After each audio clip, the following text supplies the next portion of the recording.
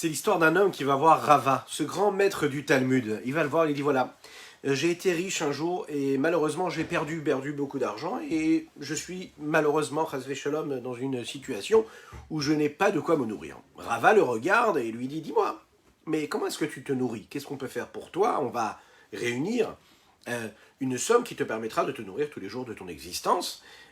Qu'as-tu l'habitude de manger? Et là de lui répondre, cet homme-là, eh bien, j'ai l'habitude de manger tous les jours une belle viande fumée, accompagnée d'un bon vin, un bon cru. Rava le regarde comme ça et lui dit, quand même, t'exagères un petit peu. Tu t'imagines, on va demander à la communauté de subvenir à tes besoins parfaits, mais de là à t'apporter un plat aussi bon que cela tous les jours, c'est un peu exagéré, tu trouves pas?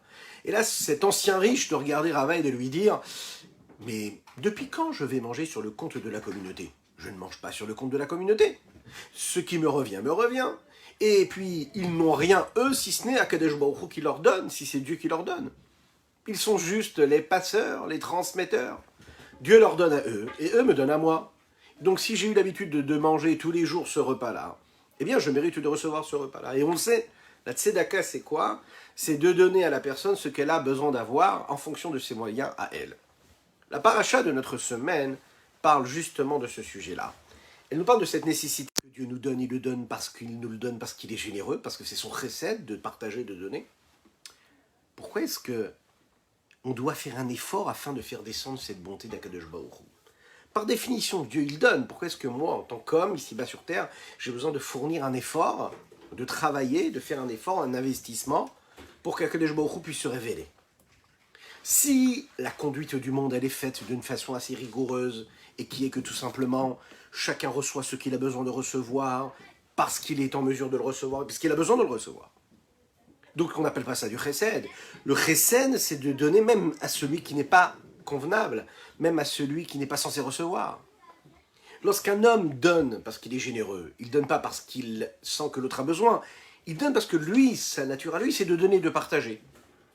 Pas parce que celui qui reçoit est censé recevoir. Donc le chesed, en réalité, ça n'est pas de la tzedaka. La bonté, ça n'est pas de la tzedaka. La tzedaka, c'est réajuster celui qui doit recevoir et celui qui manque. Celui qui donne à celui qui n'a pas. Pourquoi? Pour réajuster, pour que chacun puisse savoir ce qu'il doit avoir. Un des sujets parmi tant d'autres que nous allons aborder aujourd'hui, là maintenant, dans ce cours-là que nous allons partager, que je vous invite à partager avec vos amis, à liker, à commenter. Faites-le, c'est maintenant juste après ces quelques notes de Nigun.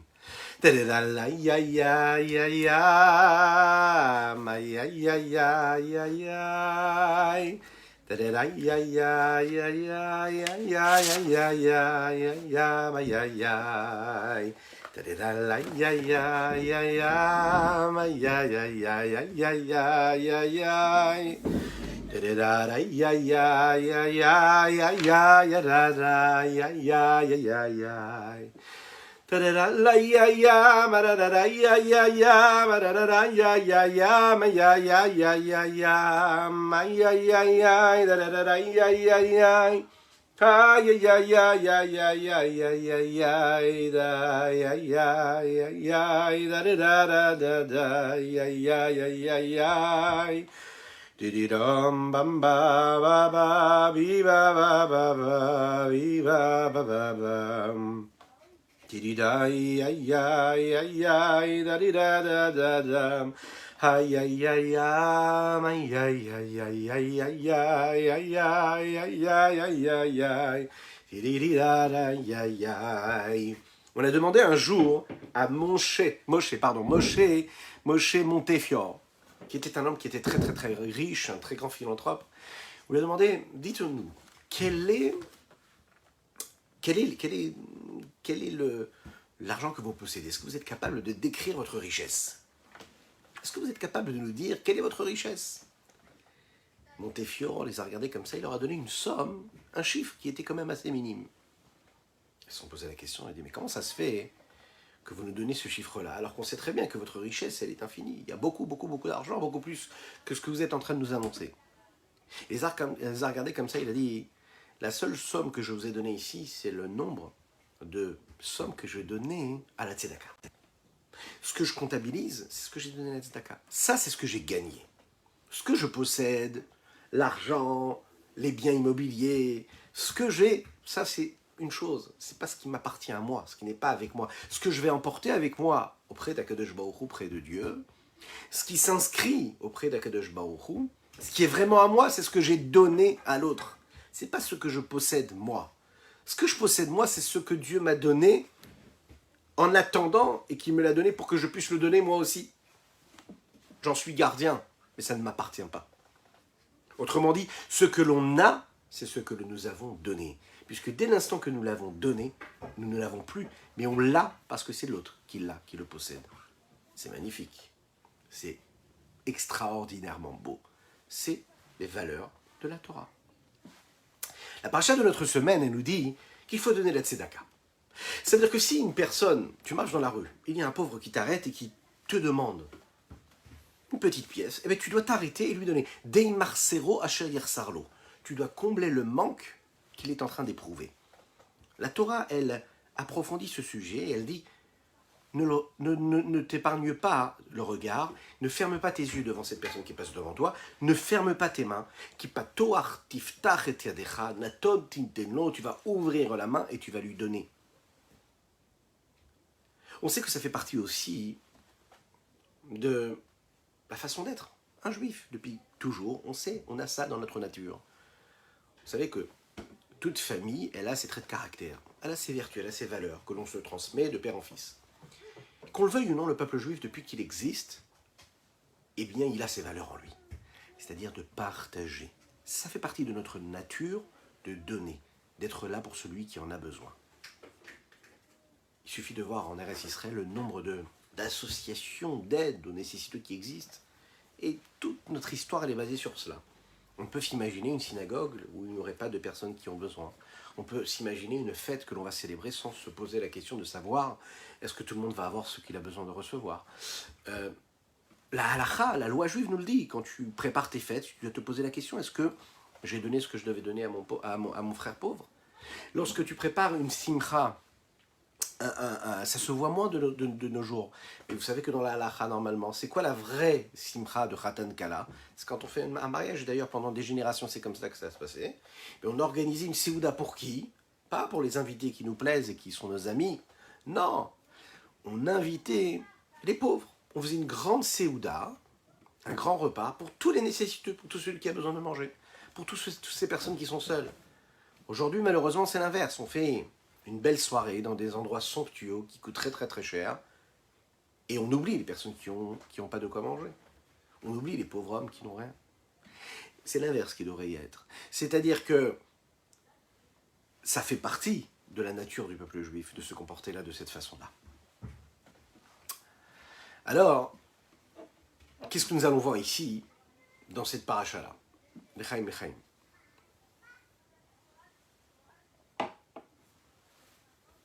Il y a deux choses ici.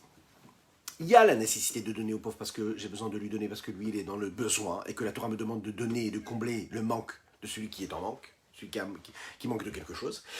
Et il y a autre chose, on me donne aussi une récompense. On me dit Aser bishvil shutit asher. Quand tu vas faire la tzedaka, quand tu vas donner le maaser, eh bien c'est les mêmes mots, les mêmes lettres, eh bien tu vas t'enrichir toi aussi. C'est-à-dire que non seulement c'est normal de donner la tzedaka, mais en plus de ça, tu auras une récompense. Il y est dit comme ça dans les textes. Ki biglal hadavar hazeh yevarechecha Hashem Elokecha bechol maasecha vechol mishlach yadecha. Il est dit comme ça dans la paracha.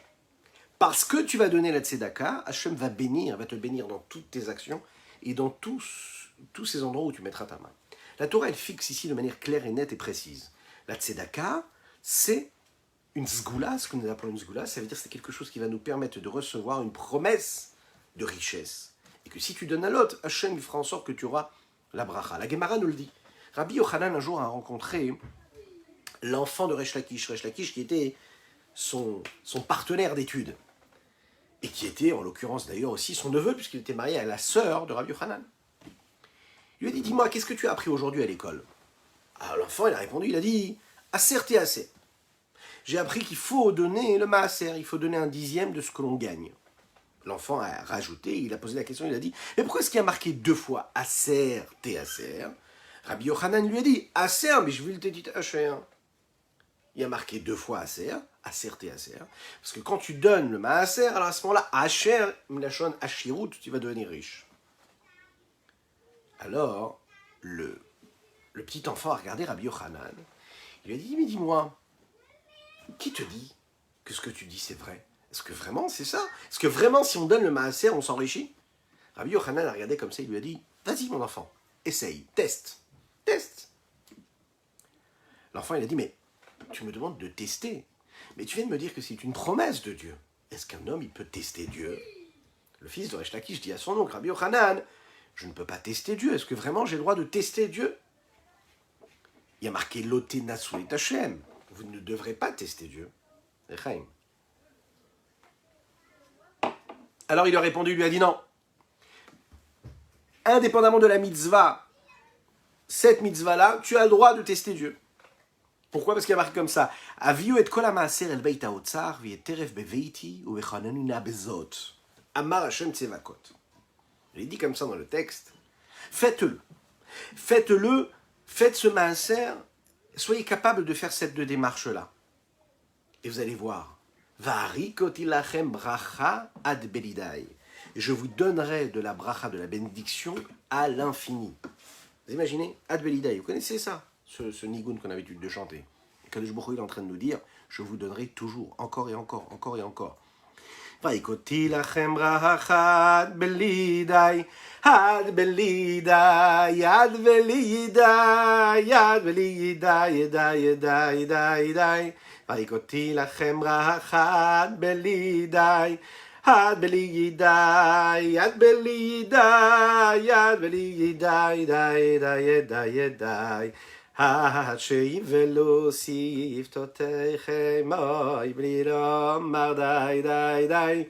עד שיבלו שפתותיכם, אוי בלי lomar די די די. Ça veut dire que Kadosh Baruch Hu va nous donner à l'infini, sans jamais s'arrêter. Ad belidai. La Gemara raconte beaucoup d'histoires comme ça. Ad belidai, ça veut dire qu'on ne s'arrêtera même plus, on n'aura même pas, tellement on recevra que on n'arrivera même pas à dire à Kadosh Baruch Hu, et nos lèvres diront stop, stop, stop, c'est trop. Amen, ve amen, pour chacune et chacun qu'on ait tellement qu'on ait besoin de dire à Dieu stop. En fait, à Kadosh Baruch Hu, il donne à celui qui donne. C'est comme ça. Le rabbi Yosef Yitzhak, lui-même a témoigné cela. Il a dit, voilà, moi je l'ai vu de mes propres yeux. Le rabbi Yosef Yitzhak qui raconte que quand il était à Moscou, il y a un juif qui habitait là-bas, qui est venu le voir, et qui lui a raconté qu'il y a malheureusement une fille qui a été attrapée, et qui a été capturée, et que le curé de la ville, il accepte de la libérer que si on paye une rançon, beaucoup d'argent. Le rabbi a mis sa main dans la poche, il a sorti une enveloppe, il a pris l'argent et il l'a donné. Bien sûr, le lendemain, il a rencontré le rabbi, cet homme-là, et il a essayé de savoir qu'est-ce qui s'était passé. Est-ce que la fille avait bien été rachetée? Est-ce qu'on avait pu la faire sortir de cet exil-là, de cet emprisonnement, de cette captivité? L'autre a raconté qu'il est rentré chez lui, qu'il a pris les bijoux de sa femme et qu'il les a vendus, et qu'il a donné l'argent aussi également au curé. Rabbi Yosef Yitzhak a raconté ça à son père, le rabbi Shalom Dovber. Rabbi Shalom Dovber a dit comme ça, à Kadosh Baruch Hu, Dieu ne reste pas avec des dettes. Ce que tu as donné, eh bien, tu le recevras. Quelques années après, le rabbi Yosef Yitzhak était encore une fois à Moscou, et il a rencontré cet homme-là dans une des grandes villes de la ville, une des grandes rues de la ville. Et il a vu comme ça qu'il y avait, dans une des plus belles des rues, une belle banque, comme ça, un bâtiment énorme, et une nouvelle banque qui avait ouvert, qu'il ne connaissait pas. Il s'est renseigné, savoir qui était cette personne-là. Et on lui a répondu que c'est cet homme-là qu'il avait rencontré l'année d'avant, et que quand il avait dit au rabbi qu'il fallait délivrer cette jeune fille-là, le rabbi lui avait donné une somme de sa poche. Cette somme-là ne suffisait pas. Cet homme-là était rentré chez lui à la maison, il avait vendu les bijoux de son épouse, et avec cet argent-là, il avait libéré la fille. Rabbi Yosef Yitzhak, quand il a vu qu'un an après, cet homme-là était devenu tellement riche qu'il était devenu lui-même banquier, il a compris ce qu'il avait dit dans le texte. Quand il y a marqué dans la Torah, Aser bishvil shetitacher. Quand tu donnes à Kadosh Baruch Hu, fais en sorte que tu deviens riche. C'est la raison pour laquelle la Torah nous dit, par exemple, dans la paracha de Teruma, Ve'ikru li Teruma, et vous prendrez pour moi en Teruma. Il n'y a pas marqué Ve'itnu Teruma, vous allez donner. Ve'ikru, vous allez prendre pour moi une Teruma. Ça veut dire que quand un juif donne la tzedaka, il prend plus qu'il ne donne. Tu as donné de la tzedaka. Pourquoi tu prends de la tzedaka? Non, Ve'ikru li Teruma, ça veut dire que vous êtes en train de prendre la bracha que vous allez recevoir en donnant la tzedaka. Alors, quelle est la raison? Quelle est la raison, la cause de cela? Pourquoi est-ce que la tzedaka, elle est si particulière et sort de la règle générale, globale de toutes les mitzvot? Et pourquoi et en quoi elle a un salaire si particulier qui dépasse toutes les autres mitzvot? Pourquoi est-ce qu'on en parle tant? Le Khatam Sofer, un très très grand maître de notre histoire, un jour est arrivé devant la maison, le foyer d'un riche, mais qui était très radin. Voilà, très près de ses sous. Très riche, mais très près de sa richesse, et qu'il avait du mal à donner. Le Khatam Sofer s'est présenté afin qu'il lui donne, qu'il prélève un petit peu de sa richesse, et qu'il puisse, de cette façon-là, aider une famille nécessiteuse. D'accord? Il va le voir. Le riche homme a entendu que c'était le Khatam Sofer qui était devant la porte. Vite, il est sorti. Le tzaddik a commencé à discuter avec lui. Il lui a dit, voici donc les besoins que cette famille nécessiteuse a. Et il est rentré vraiment dans tous les détails. Maintenant, il faisait très très froid. Et le riche homme qui était à la porte n'avait pas eu le temps de s'habiller en sortant. Il était avec ses habits simples, les habits qu'il portait chez lui à la maison. Et il avait froid. Le Khatam Sofer n'a pas fait attention à cela. Il a continué à parler, à rentrer dans les détails de tous les besoins que cette famille pouvait avoir. À un certain moment, ce riche-là s'est retrouvé complètement transi. Il avait très très très froid. Donc il a demandé au Khatam Sofer, est-ce qu'il acceptait tout simplement de rentrer chez lui à la maison, afin de discuter avec lui tranquillement au chaud. Le Khatam Sofer lui a dit comme ça, là on se tient, ici, là à la porte, et il fait froid, afin que tu puisses ressentir vraiment dans quelle situation cette famille-là, pauvre, elle se trouve. Elle n'a pas besoin d'argent, elle n'a pas de quoi vivre, elle risque d'être mise dehors. Là, pendant ces quelques minutes de discussion, tu es en train de te rendre compte de ce que cette famille pauvre est capable d'endurer. Et peut-être que ça va te donner envie de donner plus. Pour comprendre vraiment l'importance de la tzedaka, il faut rentrer dans la tête du pauvre, de celui qui a besoin, celui qui est dans la nécessité. Il est dit comme ça dans le texte, « Et eani imach », le pauvre avec toi. Qu'est-ce que ça veut dire avec toi? Ça veut dire que toi, tu dois t'imaginer comme si tu es pauvre. Chas v'shalom. Tu dois vraiment ressentir le manque de celui qui n'a pas. Lorsqu'un pauvre homme rentre dans une synagogue et qu'il tend la main parce qu'il a besoin de cet argent-là, et que toi tu le vois arriver, et tu le vois qu'il va par exemple à la boutique en face de la synagogue pour aller acheter de quoi manger, et qu'il va par exemple acheter une belle boîte avec de bons gâteaux, et que tu te dis mais vraiment il a besoin d'acheter tout ça puisqu'il est pauvre. Tu te poses cette question-là. Tu vois les enfants, et tu vois que les enfants sont en train de manger et de boire ce que leur père leur a acheté. Et les enfants demandent au père, mais d'où est-ce qu'il a eu l'argent pour acheter cela? Et vous entendez la réponse du père, et le père, ce qu'il va répondre à ses enfants, c'est ce qu'on a du mal à répondre nous quand on va aller travailler, qu'on va gagner notre vie. Et lui va répondre, c'est Dieu qui m'a envoyé. C'est Dieu qui m'a donné de quoi vous donner, de quoi manger, de quoi boire. Ça veut dire qu'en réalité, on est conscient que quand on a donné une petite pièce à ce pauvre-là, en fait, on a été vraiment les émissaires de Dieu. Puisque ce pauvre-là, quand il a réussi à ramasser ce qu'il a ramassé, bien sûr qu'il va nous remercier, nous. Mais globalement, il va remercier Dieu. Parce qu'il sait que c'est Dieu qui a fait en sorte que nous avons donné ce que nous avons donné au moment où nous l'avons donné. La même chose quand, par exemple, on va donner de l'argent à celui qui étudie la Torah. Alors cette tzedaka, c'est une tzedaka qui va permettre à cette personne qui étudie la Torah d'étudier un peu plus la Torah, avec une certaine tranquillité, une sérénité qui va être décuplée. La tzedaka spirituelle qu'un homme est capable d'apporter, de celui qui étudie la Torah, celui qui enseigne la Torah, c'est qu'il va, en réalité, apporter un équilibre de spiritualité, de sainteté et d'étude de Torah sur terre. De la même manière que dans tous les aliments, de la même manière que dans tout élément naturel, minéral, végétal, animal ou homme, à chaque fois qu'on est en relation avec un des éléments de la nature, à chaque fois qu'on est dans notre vie, dans tout ce que nous réalisons, dans tout ce que nous matérialisons, tout ce que nous construisons, qu'est-ce qui permet le succès? Qu'est-ce qui permet la construction? C'est l'équilibre. Quand on est capable de jauger, de juger comme il faut, quand on est capable de donner le bon équilibre permet la construction, l'élaboration, l'élévation de ce que nous sommes en train de faire. Eh bien, dans notre vie de tous les jours, il faut savoir que c'est pareil. Quand on va donner, par exemple, à une personne qui va étudier la Torah ou qui va diffuser la Torah, qu'est-ce qui se passe? On est en train de rajouter de l'équilibre spirituel, de sainteté dans ce monde-là. Dans ce monde-là, il faut de l'énergie physique, matérielle, mais il faut de l'énergie de sainteté. Il faut de la pureté. Donc celui qui étudie la Torah, qu'est-ce qu'il est en train de rajouter sur Terre, dans l'atmosphère, dans l'oxygène? Il est en train de rajouter de la sainteté, de la pureté. Celui qui étudie la Torah, il rajoute de la spiritualité, il rajoute de la présence de Dieu qui est révélée. Et donc automatiquement, Akadosh Baruch Hu, qu'est-ce qu'il fait? Il permet de faire en sorte que cet équilibre de spiritualité, de sainteté qui a été ajouté par celui qui enseigne la Torah ou qui étudie la Torah, va permettre de rajouter de l'équilibre à celui qui lui est parti travailler pour gagner cet argent, qui est parti nourrir celui qui étudie la Torah. Cet équilibre est nécessaire.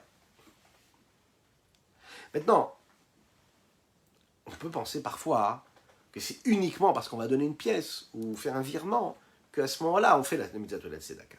Quelque chose qui est très intéressant, qu'il faut bien savoir ici. C'est qu'en fait, l'essentiel de la mitzvah de la tzedaka, c'est de faire vivre le pauvre. Donc il y a une responsabilité, une importance phénoménale au fait de donner la tzedaka.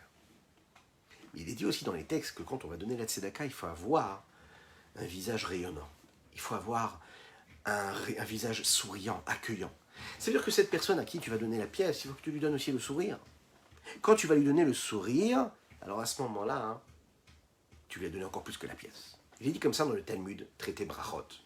Hanoten tzedaka le'ani zoché les shesh brachot. Celui qui donne la tzedaka à un pauvre, il a le mérite de recevoir 6 bénédictions. Ve'amefayeso bidvarim zoché le'achad asre brachot.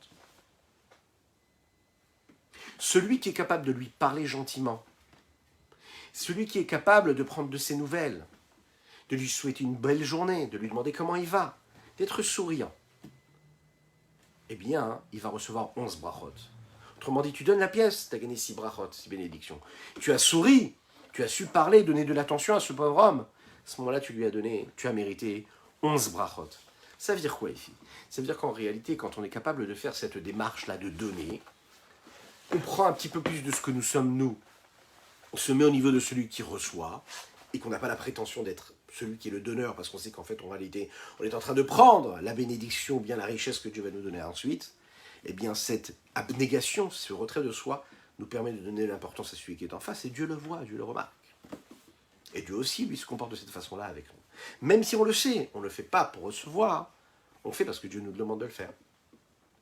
Regardez ce que le Tanya nous dit dans ces mots ici, c'est très intéressant. A priori, de manière globale en général, quand on fait quelque chose, on le fait pour pouvoir recevoir. Pour pouvoir recevoir, j'ai besoin de m'investir, j'ai besoin de me préparer, j'ai besoin de créer un réceptacle. Et quand j'ai créé un bon réceptacle, alors à ce moment-là, je peux recevoir. Le chesed, c'est d'être capable de donner, même à celui qui n'est pas capable de recevoir, même celui qui ne doit pas recevoir. Je vais donner parce que ma nature, c'est de donner. Parce que si je donne parce que celui qui est en face, il doit recevoir, c'est-à-dire que je donne pas depuis mon chesed, mais depuis ma gvoura. Parce que c'est quoi la gvoura? La gvoura, c'est la rigueur, mais c'est pas que de la rigueur négative. La gvoura, c'est être quelqu'un de très cartésien, de très carré. Quelqu'un qui est gvoura, c'est quelqu'un, par exemple, qui est capable de savoir à la virgule près combien il a gagné, combien il a dépensé, combien les courses lui ont coûté, combien il lui reste à la fin du mois, combien il peut donner. Et à ce moment-là, quand il se retrouve devant le pauvre, il se dit « Mais non, moi je ne peux pas lui donner 10 euros, c'est impossible. Dans mon budget, je peux donner 10 centimes. » Donc il met sa main dans sa poche, il va choisir les pièces qu'il a, Et puis il va donner 10 centimes. Et le reste, il va le mettre dans sa poche, il va le garder bien dans la poche droite ou la poche gauche. Et ce qui va lui rester, il va acheter ensuite la baguette avec, pour manger, pour son repas à lui. Le briout. Qu'est-ce qu'il a fait?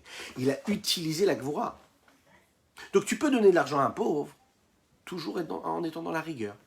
Parce que tu l'as, tu comptabilises, tu vérifies vraiment. Est-ce que ça correspond à ce qu'il doit recevoir? Est-ce que toi tu auras? Oui. Mais attends, t'as rien fait de mal, hein. T'as juste été dans la rigueur.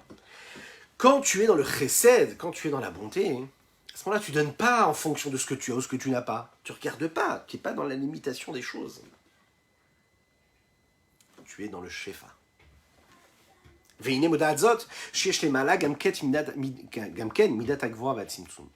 On sait, c'est connu cette chose-là, qu'il y a ce que nous appelons la vertu de rigueur et de contraction.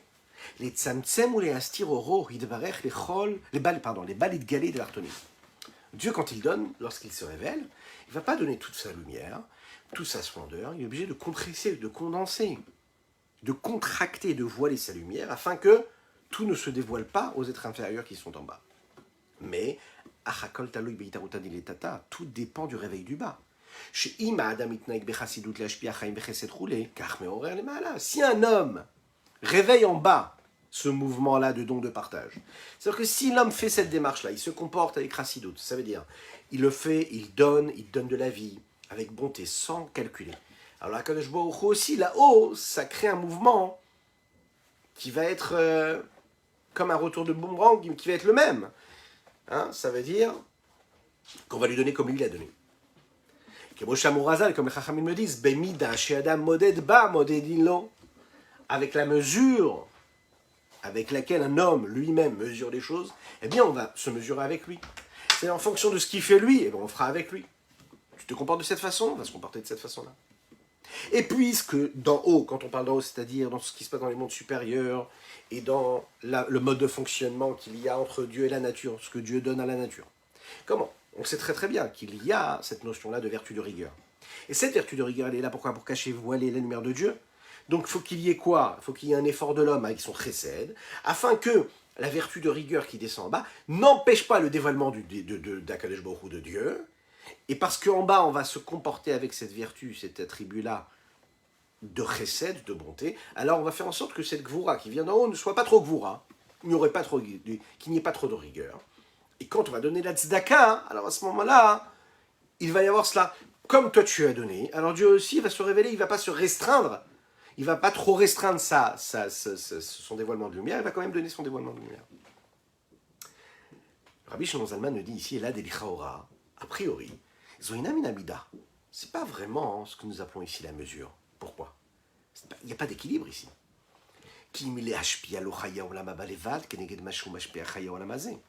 A priori, l'influence de cette lumière-là qui émane d'en haut, d'accord? C'est-à-dire au moment où on fait la tefila, eh bien, elle ne correspond pas vraiment et elle n'est pas en équilibre avec ce que nous avons donné aux pauvres avant la tefila. Pourquoi? On peut comprendre, ce qu'on est capable de donner ici-bas, ça peut engendrer ce qu'on va nous donner dans le monde futur.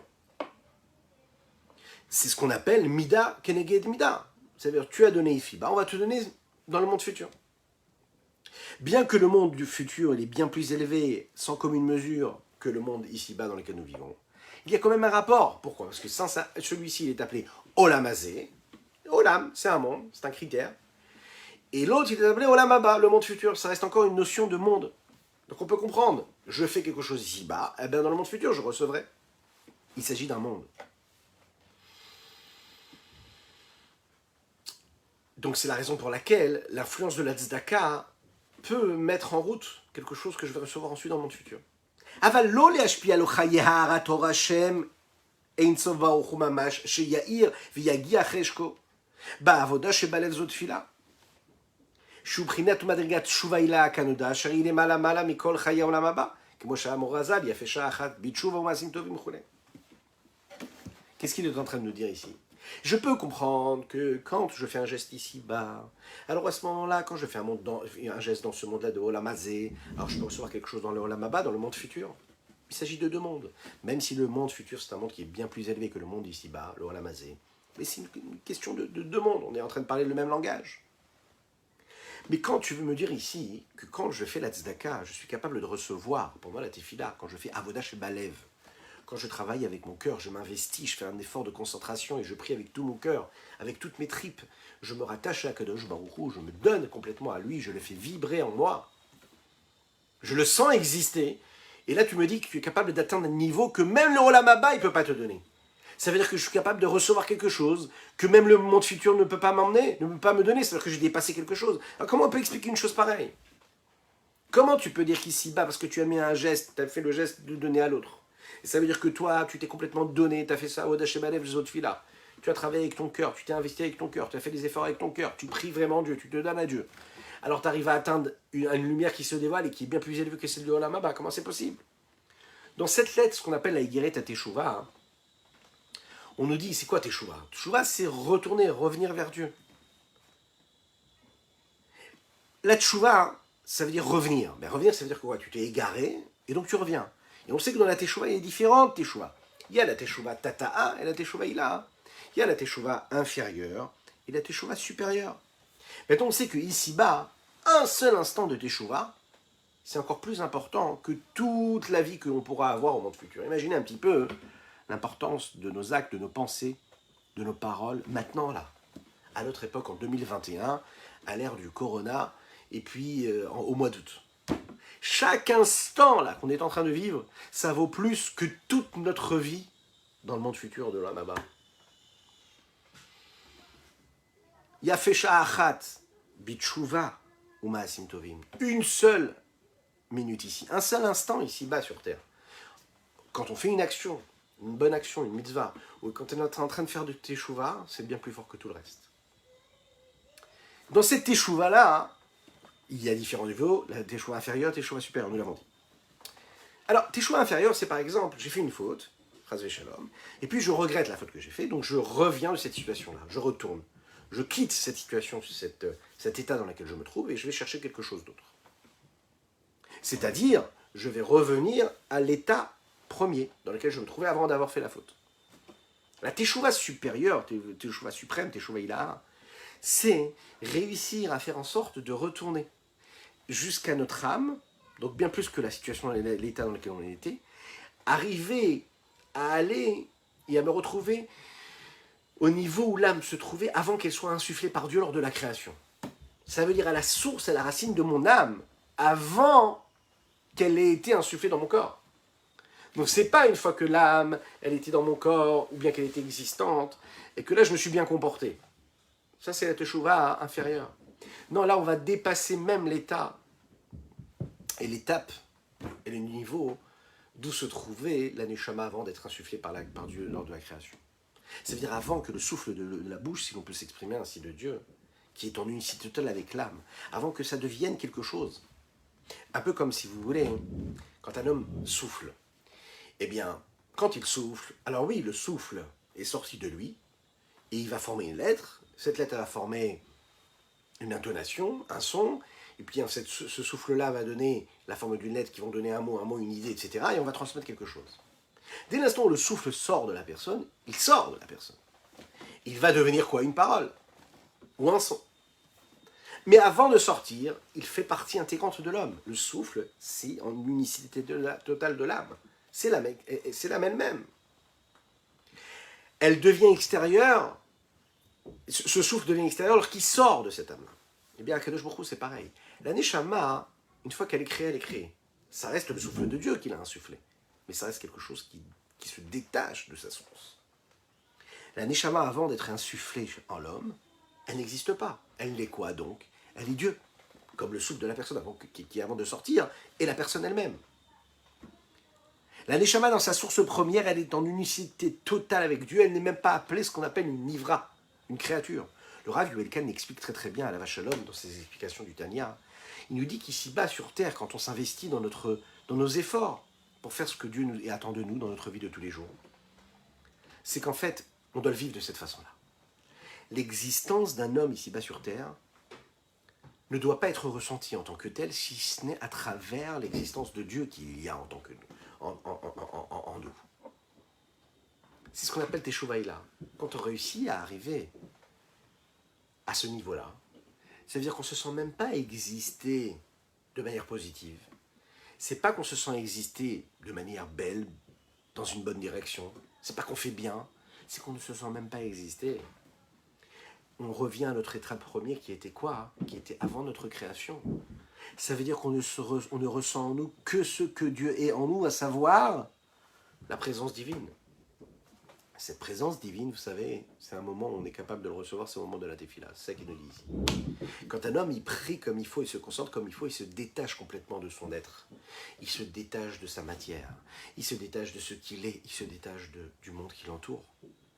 La seule connexion qu'il va avoir, c'est quoi? Sur les dévoilements de la lumière de Dieu sur son âme. Parce qu'il aura réussi, réellement, à faire l'impasse. Teshuva-là, ça veut dire il va réussir à remonter plus haut que plus haut, avant même la source de son âme. Il revient à ce qu'il est vraiment, c'est quoi? C'est Dieu. Ce niveau-là de Teshuva-là, de Teshuva suprême, de retour vers Dieu supérieur, il dépasse même le monde futur, parce que le monde futur, il est considéré comme quoi? Comme un monde, par définition. Et même si c'est un monde qui est élevé, ça reste quand même un monde. Donc il y a des critères, il y a des barrières, il y a des frontières, il y a des limites. Et donc le dévoilement de la lumière d'Akadosh Baruch Hu qu'il y a dans le monde futur, il est quoi? Il est vécu d'une manière de façon à ce que le monde, il reste un monde qui reçoit une lumière, mais ça reste un monde, donc des limites. La lumière qui va être saisie dans ce monde-là, ce sera une lumière qui sera limitée. Alors que la Teshuvah supérieure, ça veut dire que quand la Neshama elle-même ressent ça, qui est inclus dans le nom d'Akadosh Baruch Hu, dans ce que Dieu il est, avant qu'elle ait été insufflée par Dieu, cette communion-là, cette abnégation, cette annulation, le fait de ne pas être si ce n'est dans le souffle de Dieu, fait qu'en réalité on arrive à atteindre une présence de Dieu qui va dépasser toutes les limites, toutes les barrières. C'est la raison pour laquelle les Chachamim nous disent vaut mieux un seul instant ici-bas sur terre en faisant tchouva. Un seul instant, peu importe notre niveau, mais dans une démarche, dans un mouvement, dans un élan. On veut se rapprocher d'Hachem, on veut retourner vers Dieu. Un seul instant où je vais faire une mitzvah alors que j'aurais pu faire autre chose, je fais une mitzvah. Peu importe ce que j'ai fait avant, peu importe ce que je ferai après, peu importe ce à quoi j'ai pensé avant, peu importe ce que j'ai mangé ou ce que je vais manger, peu importe après. Mais au moment où je vais faire cette mitzvah-là, je suis en train d'atteindre une lumière qui va dépasser même la lumière que le monde futur peut m'apporter. Parce qu'avec cette échouva supérieure, suprême que je suis en train de faire, c'est-à-dire ce côté total de me donner à Dieu, fait que je dépasse tout, en fait, les limites de ce monde-là, et même les limites du monde futur. Et on l'explique ici dans les derniers mots, c'est ce qu'il explique là-bas, comme dans un autre endroit. Comment? Parce que la racine, la source même de différence qu'il y a entre le monde futur et la Teshuvah supérieure suprême, c'est quoi? C'est que dans le monde futur, c'est le rayonnement d'Akadosh Baruch Hu qui est là. Et un rayonnement, c'est un reflet. Donc c'est pas réellement lui ce qu'il est. Donc en fait, c'est un rayonnement qui est reçu par le réceptacle, par les limites du monde qui peuvent recevoir ce rayonnement. Alors que la Teshuvah suprême, il y a la lumière de Dieu, elle, telle qu'elle est, sans aucune limite, et qui dépasse même les valeurs, qui dépasse les critères de l'homme, de ce qu'il est lui, et de ses limites. C'est la raison pour laquelle il se laisse complètement annuler par cela, il se laisse complètement consumer par cette lumière-là. Il n'existe plus en tant que tel, en tant qu'homme avec ses limites, mais l'homme à travers cette lumière qu'il y a en lui, qui est une lumière d'infini, qui est une lumière d'Akadosh Baruch Hu qui se révèle en lui. Les Chachamim nous disent sur le monde futur, sur l'Olam Haba, Tzadikim yoshvim venehenim miziv hashrina. Ça a l'air joli. On nous dit que les tzadikim, dans le Olam Haba, dans le monde futur, ils sont posés, ils sont installés tranquillement, et leur préoccupation première, et pas seulement première, ça veut dire que leur seule occupation c'est quoi? Nehenim miziv hashrina. Ils sont là, ils profitent du rayonnement de la shrina. Qu'est-ce que c'est la shrina?